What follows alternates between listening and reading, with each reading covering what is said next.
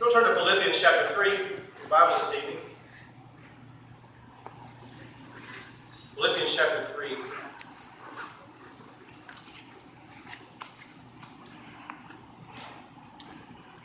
I decided to let my wife come this past Wednesday to church.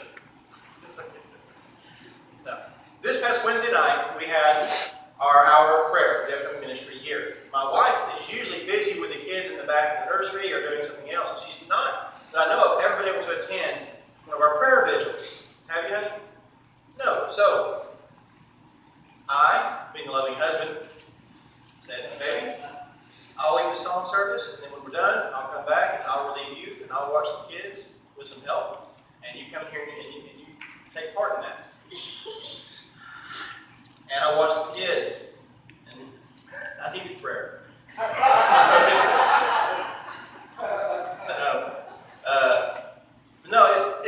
It's amazing because we're afforded the opportunity to pray and do that 1 hour prayer vigil. And to all of us, that should be a blessing. Because I think a lot of times as Christians, we undermine the power of prayer.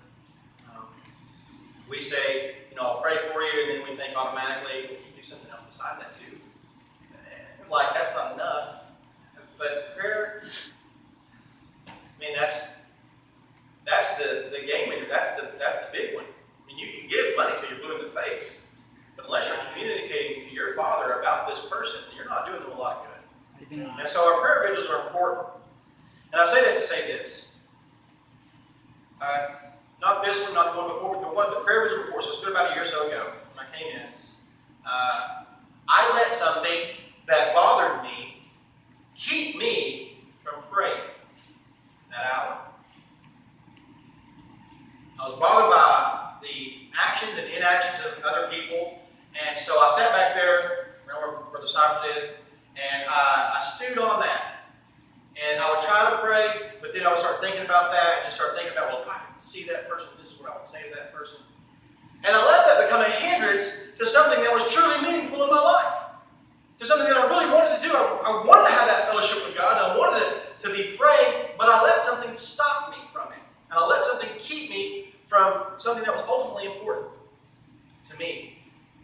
And I think about that. I think about my daughter, my oldest, Anna, who has at times, instead of enjoying the moment she's in, gets melancholy over the fact the moment has to end. Instead of having fun at her grandmother's house while she's there, when we come to get her, there's pouting and there's tears and there's crying, and we might be there for another hour and a half, but she's already sad because she knows she has to go. And she lets other things outside of her dictate what she should be enjoying. The Philippians here are kind of in the same bind. They should be rejoicing, but they're not. There's something that's hindering them from true joy. And in Philippians chapter 3, Paul touches on this and tells them how to overcome that and what that leads to. So let's look at Philippians chapter 3. Because this is something that's important to all of us. Because in our Christian walks, our joy shouldn't be rooted in circumstances. Our joy should be able to overcome and dictate how those circumstances play out in our lives. Let's look at Philippians chapter 3. Finally, my brethren, he's not saying finally like this is the end of the letter. He's actually saying, moving on to what I was originally intending to write you anyway. Moving on, closing this part of the letter, going on to something else. Finally, my brethren, rejoice in the Lord. To write the same things to you, to me, indeed, is not grievous, but for you it is safe. So there's a command. The command is to rejoice in the Lord. The joy that we have is supposed to be grounded in the sphere of Christ. That's why he says rejoice, but don't just rejoice. Rejoice in the Lord. Let your joy be continually flowing from this source instead of trying to find joy in other sources. Let your source of joy be the Lord. Let your source of joy be the Lord. Rejoice in the Lord. So there's a qualifier there, because other people will try and find joy somewhere else. And it will not be true joy. You can be happy and you can be sad, but you cannot have true joy unless you find true joy in Christ. And so he's saying, don't try and seek happiness somewhere else. Don't try and put a smile on your face and go around like you are happy if you're not. makes you truly joyful, and that is Jesus. So rejoice in the Lord. This means that whatever the circumstances in life, we can and should have joy. We can and should have joy. That means that our highs and lows in our life, bad news, death in the family, money loss, job loss, all of these things that are from without, shouldn't bear upon our center of joy. Because our joy doesn't come from Him. It comes from the Lord. And the theme of rejoicing and joy is repeated several times in the epistle, so it's something that Paul was concerned with for this church in particular. So he says this, rejoice, my brethren. To write the same things to me indeed, it's not grievous, it's not bothersome.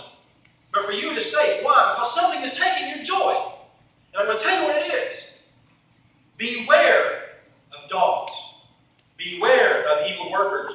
Beware of the concision. Beware. There were hindrances to the Philippian church of having true joy. And so Paul says, listen, rejoice in the Lord. And I'm going to tell you about these things. It doesn't bother me to have to tell you again. And if I have to tell you again, I'll tell you again. Beware the dogs. Beware the evil workers. Beware the concision. This is what was going on in the Philippian church. Bad teachers were giving bad teachings that had a bad result. The bad teachers, who Paul refers to with three different terms, they're dogs. For those of you who don't know, the Jews would call the Gentiles, that's us, dogs. And most dogs at the time, in their time, were wild, mangy, scroungy animals that caused problems for people. And that's how the Jews refer to the Gentiles, as dogs. He also calls them evil workers, people whose desire is characterized by their work is characterized by the desire for evil, or it is evil in what they're trying to do. The false, or the concision, which is basically the false circumcision. He uses the word circumcision in verse 3, but here he uses concision, which is basically these mutilators. Why? Well, the teachers that were bad were Judaizers that were trying to come into the church and impose regulations upon the church. They were trying to take the church that had experienced grace back to works. Say, well, you need to be circumcised, you need to follow this dietary law, you need to wear this clothing, you need to do this, you need to do this, and impose ritual. So bad teachers were teaching bad things. And the bad things were self-imposed rules, religious rituals, things that really couldn't get you anywhere. And their motivations may have been good, but ultimately they were evil. Why? Because they were stealing what should have already been there, and that was the joy that the Christians had in Christ. So they were hindering the body of Christ by coming to them and imposing upon them rules and regulations that no one in the church had ever commanded before. It was a Jewish thing. The result was this. They were not focusing on the object of their faith.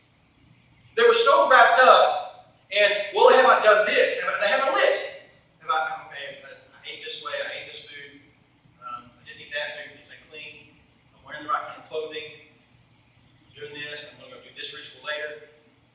They're too focused on obeying these principles that the Judaizers are bringing in and imposing on them, that they can't really experience the joy that they should have in Christ. and so they're being blocked. And we all have the things that we want to impose on people. Sadly, sometimes as independent Baptists, we've been really characterized by this. By even outsiders who have the telltale marks of independent Baptists. Women have to dress this way, men have to wear this kind of glasses, they have to use this kind of this and this kind of that. I'm sure that in most churches, if you went to an independent Baptist church, if I were to take my jacket off right now and try to preach, that would insult some people. They would not like that. And so I have to stand up here and be hot. And it's a good thing that my joy is rooted in something else. Because it's hot up here. But this is what they were doing, and it wasn't just regulated or relegated to the Jews back 2,000 years ago. It happens today, where people impose ideals or things on you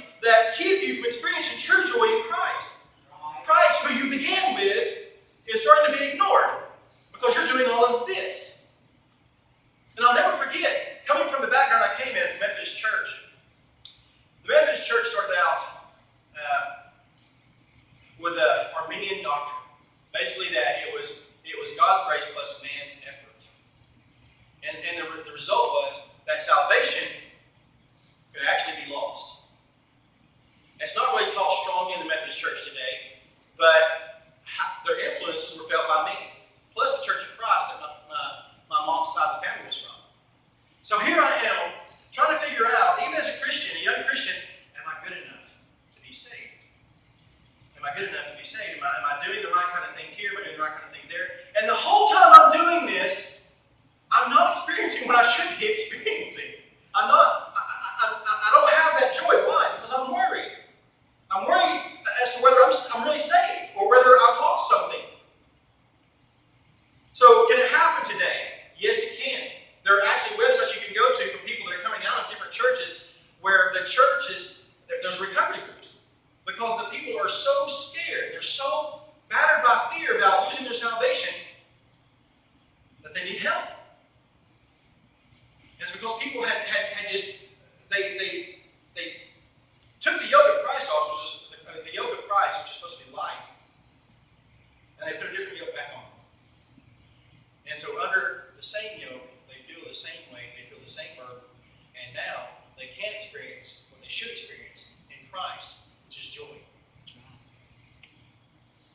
So the bad teachers had bad teaching with a bad result.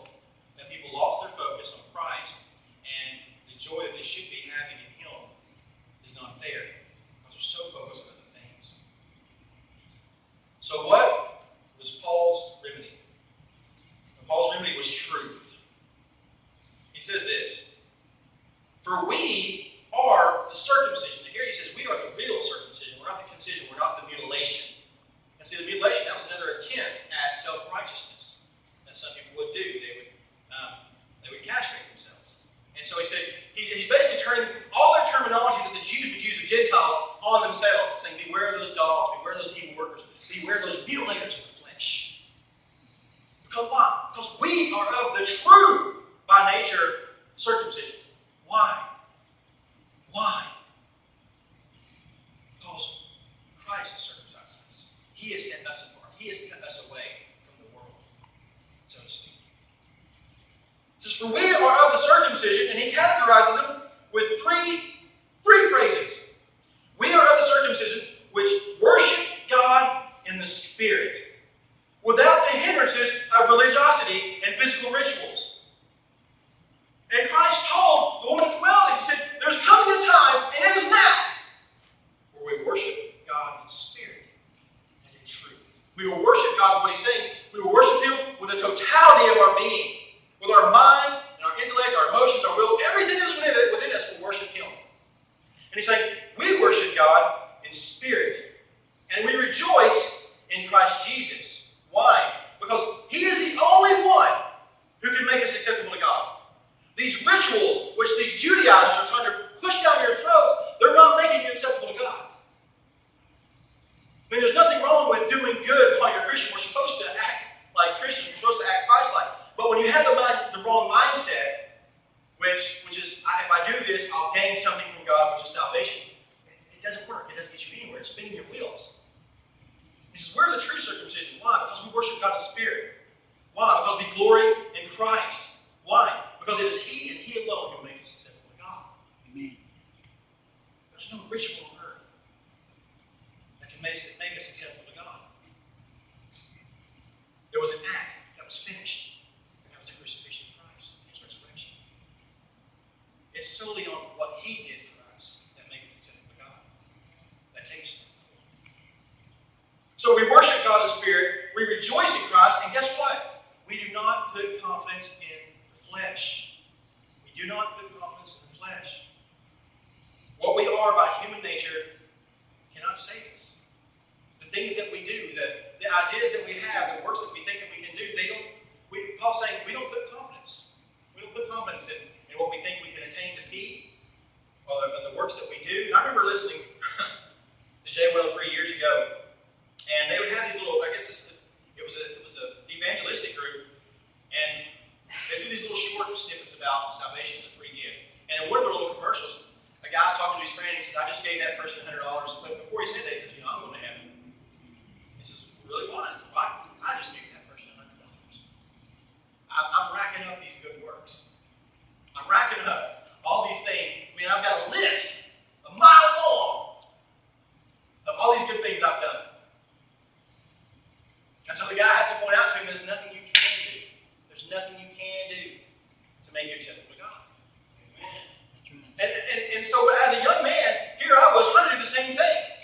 Trying to see if my good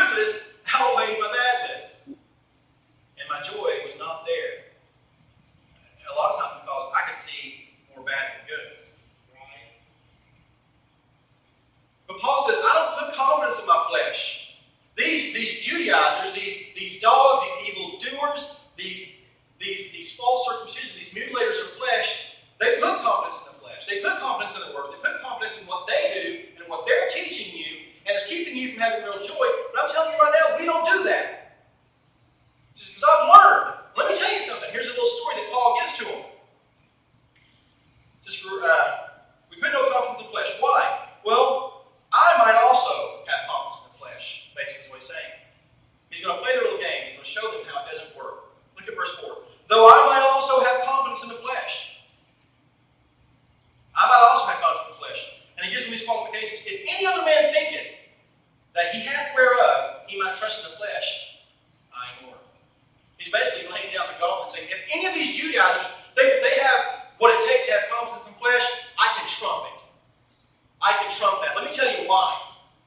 Circumcised the 8th day. That means prescribed by law. The 8th day after birth, he's supposed to be circumcised. There were others who were circumcised at 18. There were others who were circumcised later in life when they converted. But he's saying, circumcised the 8th day. Boom. Of the stock of Israel. I'm pure blood. I'm not a proselyte. I'm not somebody who's came over. I'm not a half-breed. I'm a pure blood. I'm of Israel. The stock of Israel of the tribe of Benjamin. And Hebrew of Hebrews. I don't have anything mixed in me. I am truly a Hebrew of Hebrews. Meaning I'm what it takes to be the archetype, the model Israelite, the model, of who they're supposed to be. As touching the law, it's a Pharisee.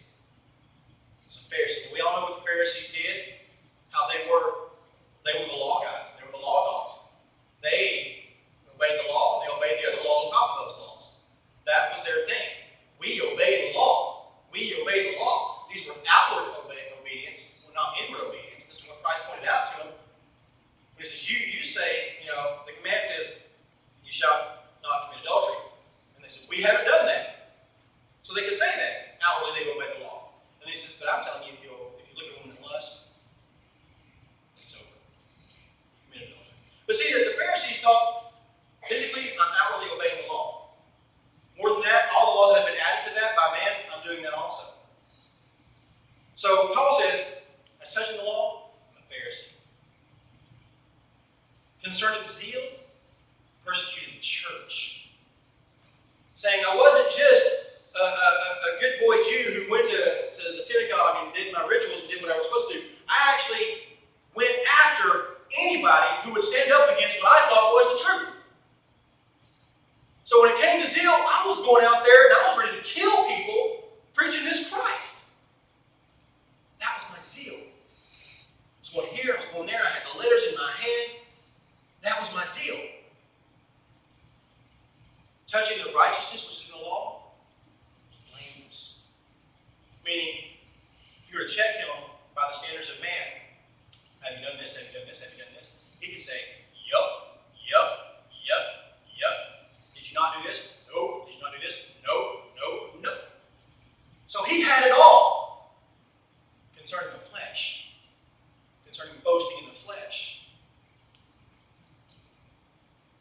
So that was me. So if you think that you can talk what I was concerning the flesh, you're wrong. Because I had it all. Look at verse 7. But what things were gained to me? Those things that I thought, my pedigree basically, the stock that I came from, the person I was, the training that I had, the zeal that I had, the righteousness that I thought I had, the law. It says those things that I thought were gained to me, those I counted loss for Christ. The sin is come back to Christ, saying, rejoice in the Lord. And something's taking your joy away. And that's all these Judaizers, they're trying to impose these things on you. But you know what? If I had all that, I've counted all that loss. For what? For Christ. For Christ. He is the end all. Yea, doubtless, and I count all things but loss for the excellency of the knowledge of Christ Jesus my Lord, for whom I have suffered the loss of all things, and do count them but dung, that I may win Christ, that I may gain Christ. So he's saying, you started with Christ. And I'm telling you to keep rejoicing in Christ. Because people are telling you to push Christ to the side and do these things, and you're taking your focus off Christ. But I'm telling you, I was those things.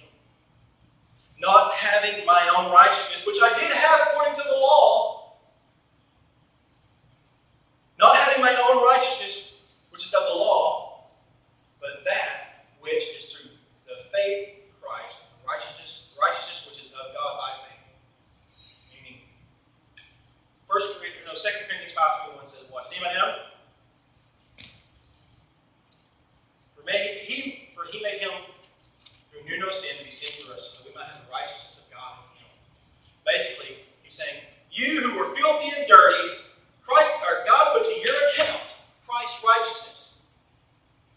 Because he's already put to Christ your dirtiness and your filth. He imputed that to him and took his righteousness and imputed it to your account. So that you can be made clean, so that you can be made righteous.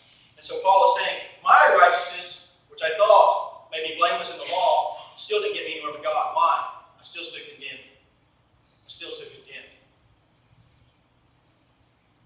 But now I have Christ, and I have that which is through faith of Christ, the righteousness which is of God by faith. So I have this not man-made righteousness, which I think gets me somewhere, but really doesn't. But I have the real thing. Remember Coke? Remember when Coke switched to the new formula? Nobody, y'all remember that? That's only happened like a minute. Because they realized after they made that mistake, we need to go back to the original formula. We need to go back to the real thing. I remember that. It tasted different. Nobody liked it, so they went back to the original formula. This was the real thing. This righteousness wasn't a man-made righteousness. It wasn't something that Paul could do. He couldn't attain to it. He couldn't make it happen. He simply trusted Christ. And in trusting Christ, Christ's righteousness was imputed to his account. And so that he's clean. Because before, when he was walking that walk that he's accusing the Judaizers of, he was scrubbing. But as much as he scrubbed filth on top of filth on top of filth. And he thought he was blameless as touching the law, but before God's eyes, he was filthy. He says, I've tried to walk that walk. And I count that as a loss. All those things I thought were gain to me. Even the things that I had now or in the past as a Christian, I suffer the loss of all things. I suffer the loss of all things, and I count it but done, so that I may have him. When Paul gets reflective, that I may know him, verse 10, that I may know him and the power of his resurrection. This is what Paul's focus is now for himself. And then what he wants for the church, he doesn't want them concentrating on these little things that don't get them anywhere in life and don't bring them true joy. He wants them to go back to Christ and remember where their joy comes from. And in doing so, do this, that I may know him. Not have knowledge of him. There's two Greek words there. This is the one that actually, as you notice, it talks of experiential knowledge. Experiential knowledge. You have oida, which is book knowledge, which is learning, which is good, which we need. Christians need that. We also need experiential knowledge. That's what he's talking about here. He says, that I may know him and the power of his resurrection and the fellowship of his sufferings, being made conformable unto his death. First, I want to know him. I want to know him. Meaning I want to keep walking this walk of faith so that I can evermore know Christ. So that I continually grow in my knowledge of him. And I can only do that by experiencing him in my life. That's what I want. I want to know him. I want to know the power of his resurrection. Paul wasn't saying I want to be resurrected like him supernaturally, but he was wanting to tap into that power that brought about the resurrection. He was saying, I want to know him. And I want to know that kind of power that brings the dead back to life. And I want to see that activated in my life as I walk my new walk. Because it's tough. It's tough being a Christian. It's not something you put on autopilot. You don't say, well, I'm a Christian, so I go to church and I do this and I do that. No. It's something you actually have to tap in to that source of power, the kind of power that brings the dead back to life, so that you can walk a walk that glorifies him. Right. And he was saying, so that I can know him experientially, the power of his resurrection, that same power, that same dunamis, that's where we get the word dynamite, that same power, that same ability that brings the dead back to life. I want to see that active in my life. Amen. I want to experience that. And the fellowship of his sufferings. This is the love that he had for his Savior. He wanted to have commonality with the sufferings of Christ. He wasn't saying, I want to be crucified for sins, because he can't do that. There is, I think, a bond that certain people have when they go through the same things. There's a closeness that they have. I feel like I can experience my dad more when I do some of the things my dad did. And I say this, most of the members I work with that work at Costco, when I'm running people through my line, they'll say, how are you? And I'll say, oh, I'm percolating my lawn. And I told you guys about this.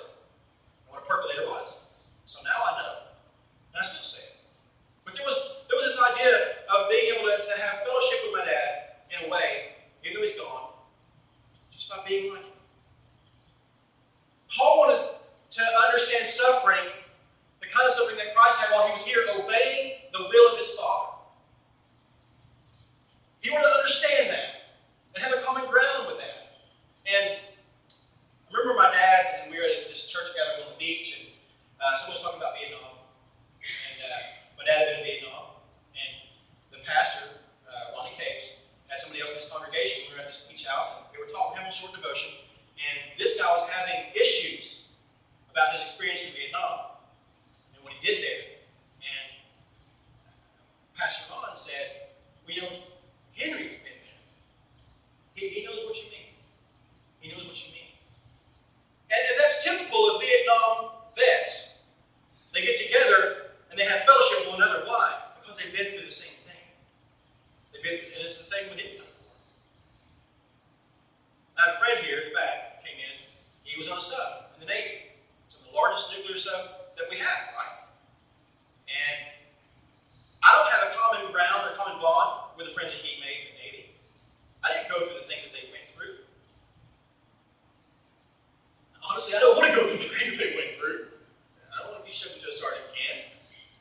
But Paul here is saying, if I understand suffering, the kind of suffering that Christ, I want that. I want why? I feel like I'm closer to him. I feel like I have more of a common bond with him. I can understand him even more if I have fellowship in his sufferings. If I, by obeying the will of God, am persecuted, I have fellowship in his sufferings. He wanted that. He didn't care if he was obeying these rules that were trying to be imposed. He wanted Christ. And he didn't just want a piece of Christ that brought him salvation. He wanted the total package. He wanted it all, baby. He wanted it all. He said, yeah, I've got Christ. He is my Savior. He's my Redeemer. But I want more. And doing these little religious rules that you're doing, these regulations, these self-imposed, monkish lifestyle, no, that's not bringing me any closer to what I want. Because what I want is Christ. And I want to have knowledge of him in such a way that comes only by experiencing him in my life. I want power that comes from him. And I want to have fellowship with these sufferings. You can keep your rules on what I can eat and what I can wear and how I'm supposed to do this and how I'm supposed to comb my hair. You can keep them. Because I want Christ. Why? Because Christ is the one who bought me and paid for me. Amen. If by means, verse 11, I might attain unto the resurrection of the dead. What is he saying here?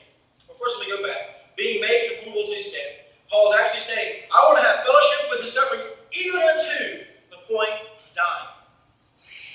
Even unto the point of dying. For him to live is Christ, to die was what? Gain. Amen. If by any means I might attain unto the resurrection of the dead, what it's basically saying here is, it's called the out-resurrection of the dead. Basically being resurrected out of those who are unbelievers. It's kind of an allusion to the rapture. And this is what Paul was hoping for, is if I don't die from something, this is what I even attain the out-resurrection from amongst the dead. When Christ calls me home. Amen. Not as though I had already attained it, or had attained. Either we're already perfect. No, he's not saying perfect. He's not saying I'm sinning. He's talking about Christian maturity. I'm not perfectly mature. I'm not there yet. But he's moved on, see? He's saying keep your religious rituals, keep those things that you think you have to do. For you Judaizers, leave the church alone. And let the church have their source of joy in the Lord. And as they have their source of joy, and they're experiencing him, the fellowship of his sufferings, the power of the resurrection, let them also have this in mind. Not as though I already attained it. They're either already perfect or mature. But I follow after. If that I may apprehend that for which also I am apprehended of Christ Jesus. He's saying, I'm not finished yet. God's not done with me yet. I'm still after that. I haven't attained unto Christ perfectly. I'm still looking to that. I'm still looking to that goal that's on the horizon. Rather, I count not myself to have apprehended, but this one thing I do. Forgetting those things which are behind, and reaching forth unto those things which are before, I press toward the mark for the prize of the high calling of God in Christ Jesus. Amen. So what he's saying is, all those things that I count for gain, that I've already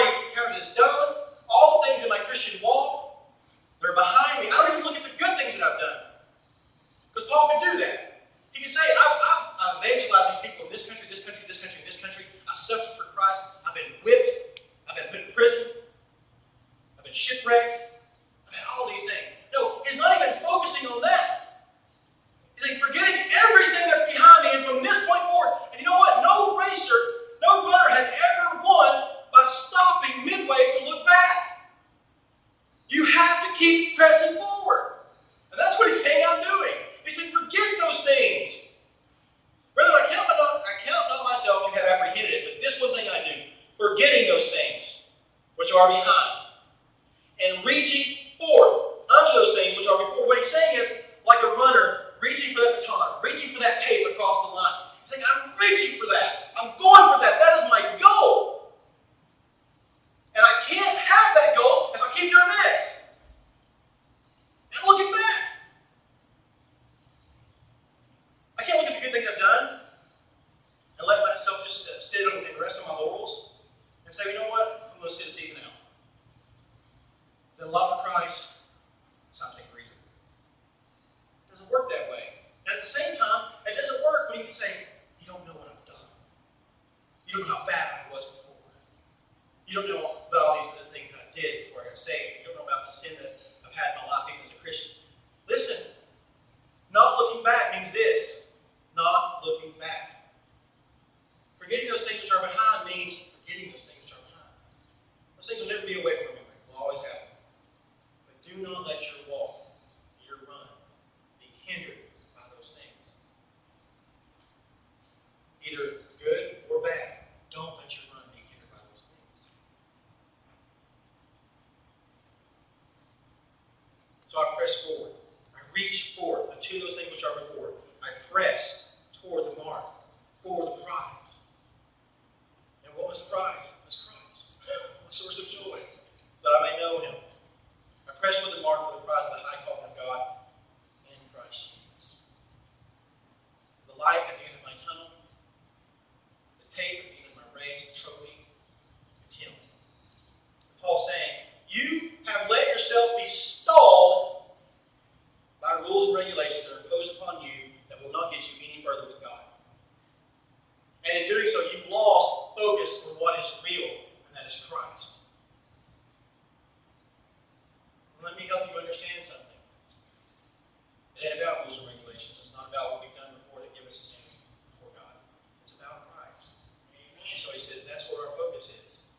So much so, because I had all those things those guys did. And they're nothing. And I've had a lot of other things since, and it's nothing. All of it, I count as loss.